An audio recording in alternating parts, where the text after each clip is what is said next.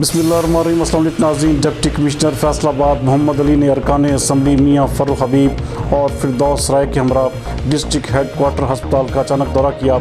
हमारे divisional bureau chief मियाँ एजाज असलम के मुताबिक इस मौके पर उन्होंने एमरजेंसी समेत दीगर शोबों में मरीजों को फराहम की जाने वाली तिब्बी सहूलियात का जायज़ा लिया।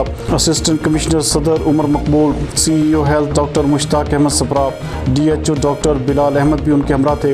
डिप्टी कमिश्नर और अरकान असम्बली ने इलाज के लिए आए हुए मरीजों और लवाहिकीन से इलाज मुआवजा के बारे में दरियाफ्त किया और हस्पताल इंतज़ामिया को हिदायत जारी की कि इलाज मुआवजा के अमल में कोई भी कोताही नहीं होनी चाहिए। इस मौके पर डिप्टी कमिश्नर का कहना था कि हुकूमत पंजाब की हिदायत पर सरकारी हस्पतालों की इंस्पेक्शंस का अमल जारी है और तिब्बी मशीनरी की वर्किंग हालत समेत मरीजों को फराहम की जाने वाली सहूलियात को भी मॉनिटर किया जा रहा है ताकि सामने आने वाली कमी को दूर किया जा सके।